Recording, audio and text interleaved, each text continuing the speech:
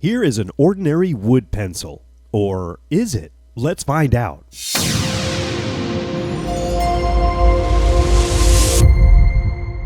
To make the Pretender pencil, you're going to need a sharp cutting tool like a box cutter or razor blade. Check out my new close-up lens I'll be using for my projects to give you a closer view of things. So we'll have our pencil and lay it down, then take your sharp cutting tool and start making cuts right at the very end of the ferrule. That's the metal part of the pencil. Keep turning the pencil and cutting away.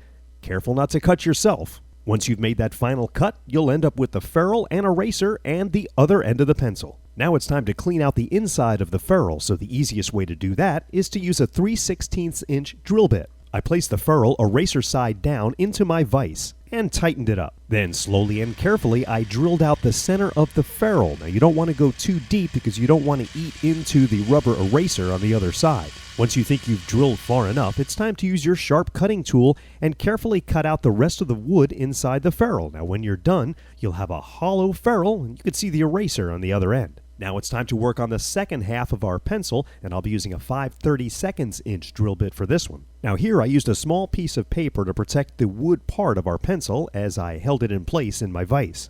Now this part is crucial. Using a square tool, you want to make sure the pencil is perfectly straight in the vise, and then tighten it up. I'll be using a drill and my portable drill guide to drill down through the center of our pencil. Again, slowly and carefully, I'll drill down about 2 inches into the pencil. Now when you're done, there's going to be a lot of graphite. Now you want to make sure your hands are clean for the remaining steps, so wash them up good. When you're done, you're going to have a nice hole through the center of your pencil.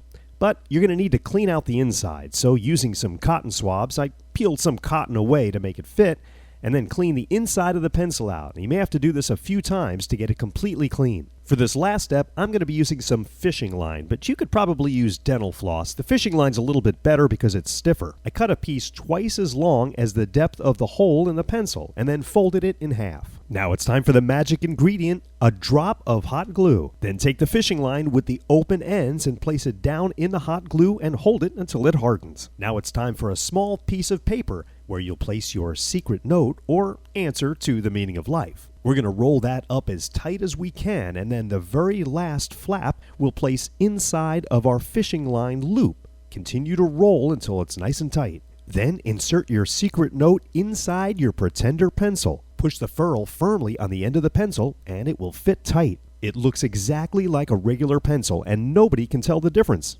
Not even Tux the cat. She was fooled too. And that's how to make the Surrender pencil. Before I go, I wanted to take a moment to tell you about my friends at Harry's. Now you might not know these guys, but they are revolutionizing the shaving industry by focusing on providing guys a great shaving experience for a fraction of the price of those big razor companies.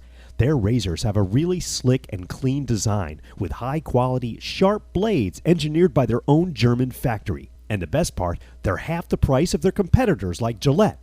Now I tried them and they are great. You order them online and they're shipped to your door. Harry's is offering my fans $5 off your first purchase, so support my show and head over to harrys.com and check out their awesome shaving experience. Don't forget to use the promo code kipkay to save $5 on your first purchase. Thanks, and we'll see you next time.